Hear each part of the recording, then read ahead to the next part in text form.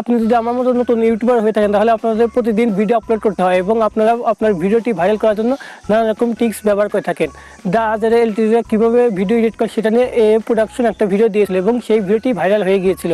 সেটি দেখা দেখি আপনারা অনেকেই অনেক বড় ইউটিউব চ্যানেলে তারা কীভাবে ভিডিও এডিট করে সেটা নিয়ে আপনারা ভিডিও এডিট ব্রেকডাউন করে থাকেন, তারপরেও আপনার ভিডিওটি ভাইরাল হয় না। কেন আপনার ভিডিওটি ভাইরাল হয় না সেটি নিয়ে আজকে কথা বলবো। আপনি যদি আমার চ্যানেলে নতুন এসে থাকেন তাহলে আমার চ্যানেলটি সাবস্ক্রাইব করবেন, আর যদি সাবস্ক্রাইব করা থাকে তাহলে অসংখ্য ধন্যবাদ। দ্য আজারা এলটিডিরা কীভাবে ভিডিও এডিট করে সেটা নিয়ে এই প্রোডাকশন ভিডিও দিয়ে তার ভিডিওটি ভাইরাল করার পিছনে একটা টিপস ব্যবহার করেছিলেন।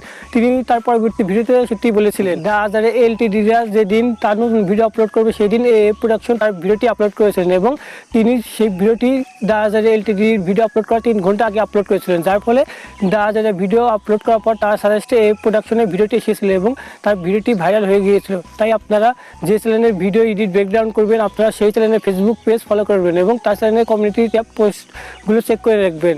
দেখবেন তিনি তার নেক্সট ভিডিও কখন আপলোড করবে, তখন আপনারা তার ভিডিও আপলোড করার 2 থেকে 3 ঘন্টা আগে আপনার ভিডিওটি আপলোড করে দেবেন, তাহলে তার ভিডিও সাজেস্টে আপনার ভিডিওটি চলে আসবে এবং আপনার ভিডিওটি ভাইরাল হয়ে যেতে পারে। আমার ভিডিওটি ভালো লাগলে অবশ্যই লাইক কমেন্ট করবেন এবং আমার চ্যানেলটি সাবস্ক্রাইব